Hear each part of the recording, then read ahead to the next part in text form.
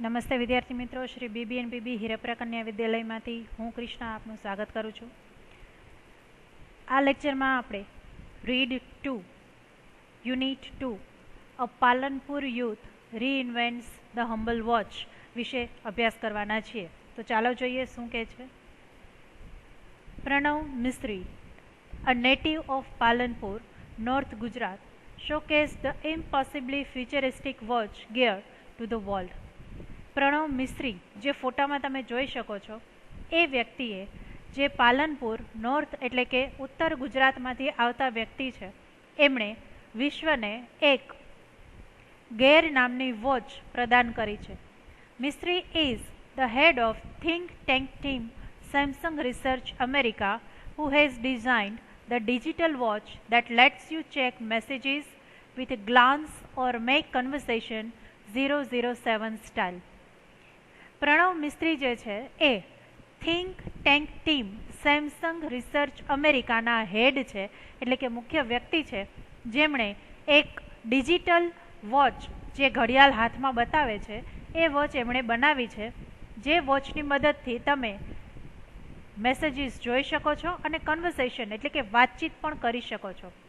With Gear you are able to make calls and receive calls without even taking your phone out of your pocket, said Pranav Mistry. Mobile phone તમારા ખીચામાંથી બહાર કાઢ્યા વગર જ તમે phone કરી પણ શકો છો અને ફોન મેળવી પણ શકો છો. પ્રણવ મિસ્ત્રીએ આ ગેર વિશે એટલે કે આ ઘડિયાળ વિશે એવું કહ્યું છે. When he was about 11, he એટલે કે પ્રણવ used to say, હું મોટો થઈને બહુ નામ કમાઈશ. When I grow up, I'll earn a lot of fame. 11 વર્ષના જ્યારે હતા ત્યારે એમણે એવું કહેતા કે હું મોટો થઈને બહુ નામ કમાઈશ. Said his father Kirtibhai. Kirtibhai એમના ફાધરનું એટલે એમના ફાધર એટલે કે પપ્પાનું નામ છે. We never knew it will be so soon. અમને નહોતી ખબર કે એ છોકરો આટલું જલ્દી નામ કમાઈ લેશે.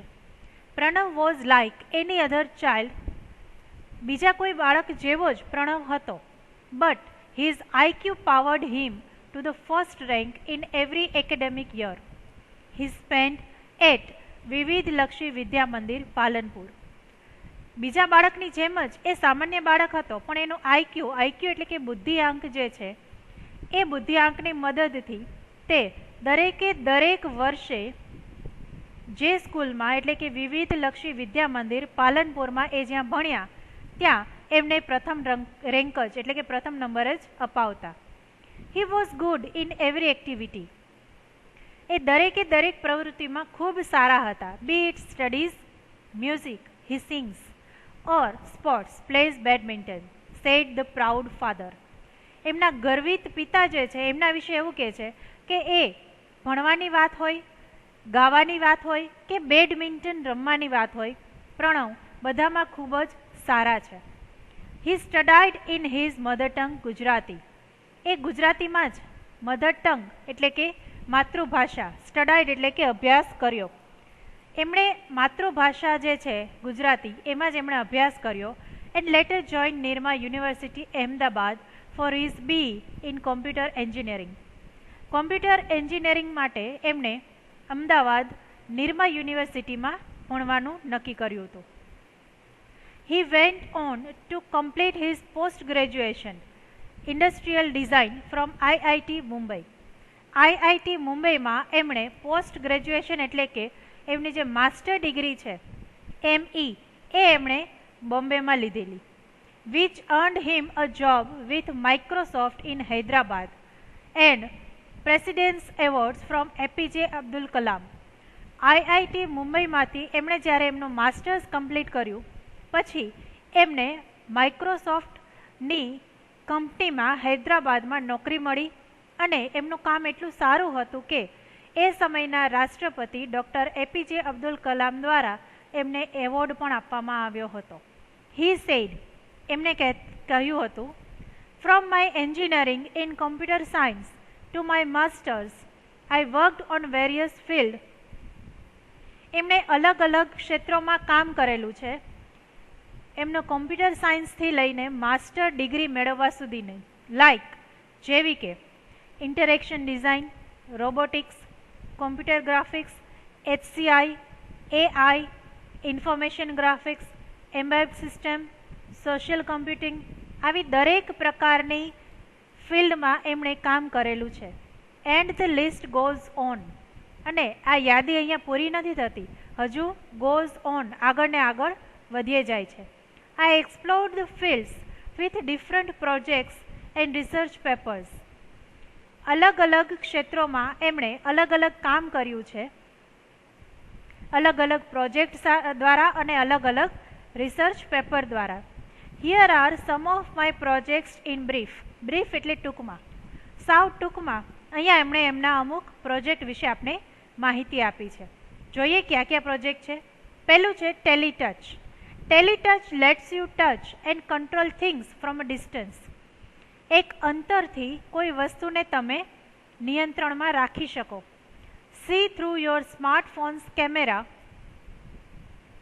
And control everything you see on the screen by touching it.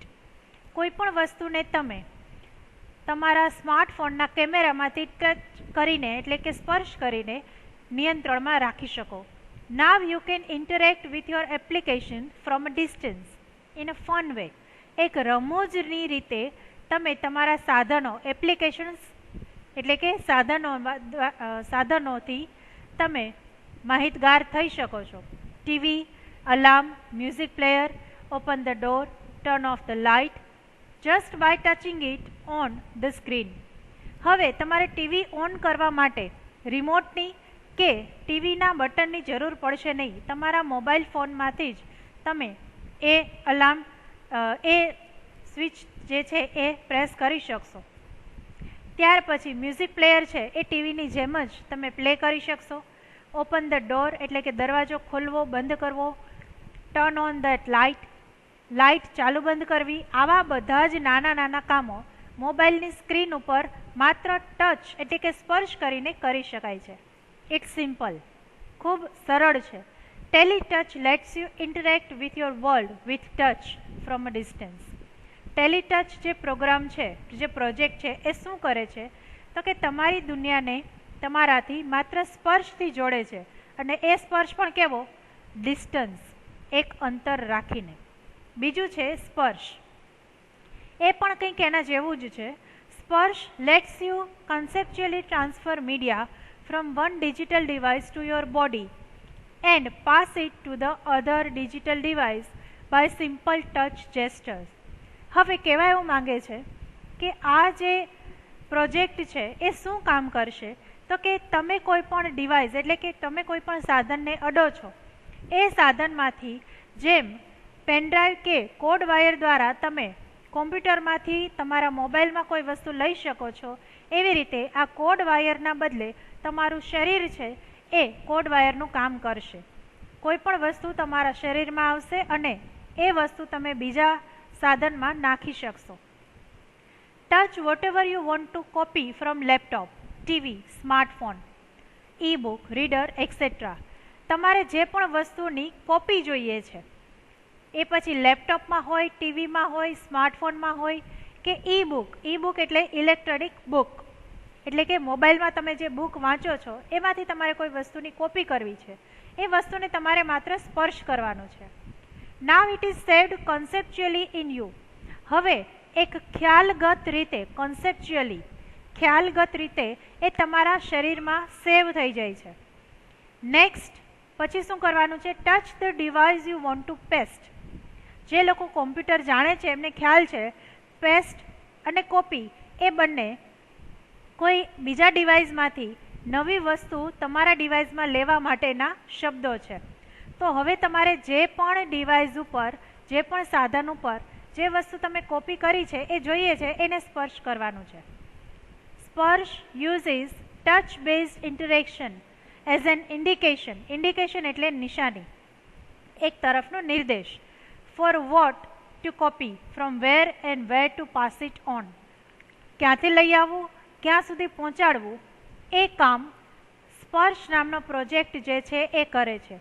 એનો મતલબ એવો કે તમે કોઈ પણ ડિવાઇસને અડો છો, એ ડિવાઇસમાંથી જે વસ્તુ તમારે કોપી કરવી છે એ વસ્તુ તમે બીજા ડિવાઇસને અડશો એટલે એ સ્ક્રીન ઉપર તમને દેખાશે. તમારું શરીર જે છે એ પેનડ્રાઈવ કે કોડ વાયર જેવું કામ કરશે. ત્યાર પછી છે sunflower. Sunflower lets us track the sun. સૂર્ય કઈ પ્રકારે કઈ દિશામાં છે એને માહિતગાર આપને આ સનફ્લાવર નામનું જે આપણે અહીંયા દેખાઈ રહ્યું છે એ પિક્ચરમાં દેખાતો પ્રોજેક્ટ મદદ કરે છે. It is an artificial sunflower. A artificial એટલે કે કૃત્રિમ, સનફ્લાવર એટલે સૂર્યમુખી છે. વિથ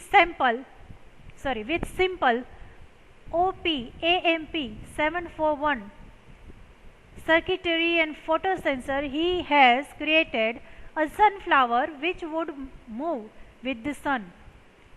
સૂર્ય ક્યાં ક્યાં છે, કઈ જગ્યાએ છે, વાદળોની પાછળ છુપાઈને જ્યારે સૂર્ય રહે છે ત્યારે આ ડિવાઇસની મદદથી સોલાર સિસ્ટમમાં જે સૂર્યની જરૂર પડે છે, સૂર્યની ઉર્જાની જરૂર પડે છે, ખાસ કરીને આ સનફ્લાવર એમાં કામ આવે છે. તો આ સનફ્લાવર પ્રોજેક્ટ જે છે એ જે સૂર્યમુખીના કૃત્રિમ ફૂલ જેવું આપણે આ સાધન અહીંયા દેખાય છે એ સૂર્ય જે પણ દિશામાં હશે એ દિશામાં ફરતું રહેશે.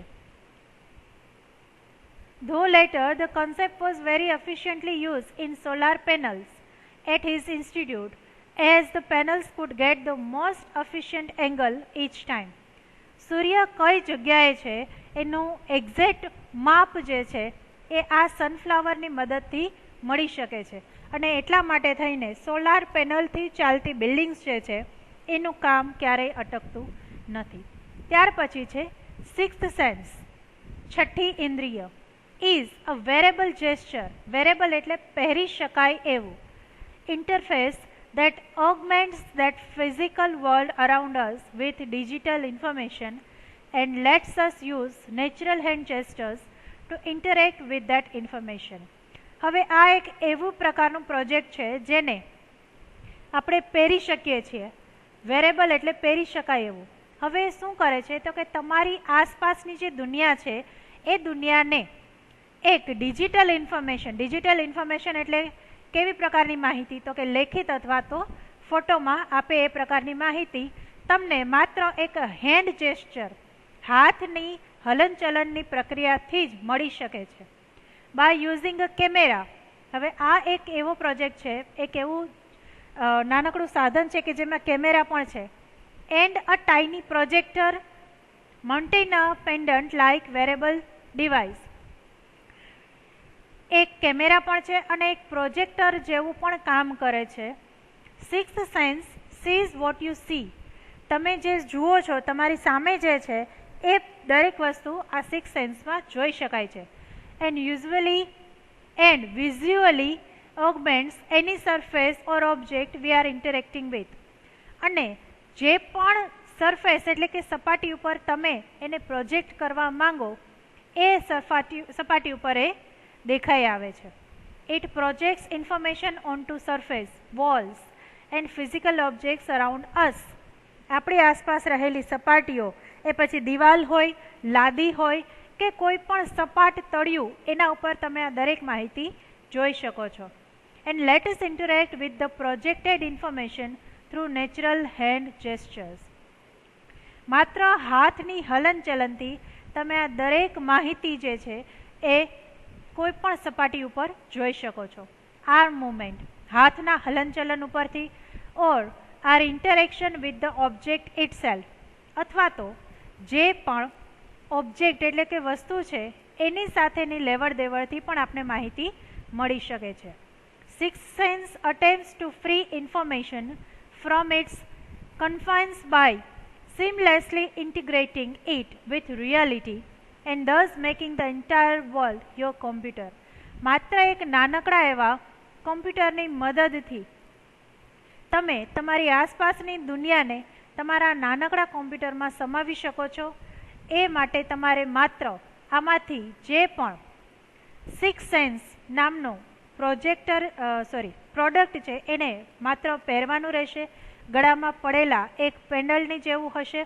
એ પેન્ડન્ટની મદદથી તમે કોઈ પણ વસ્તુ જોઈ શકો છો અને એને તમે માહિતી તરીકે સ્ટોર પણ કરી શકો છો. તો વિદ્યાર્થી મિત્રો, આ હતો યુનિટ 2 રીડ 2. હવે પછીનું ચેપ્ટર આપણે પછીના લેક્ચરમાં જોઈશું. Thank you.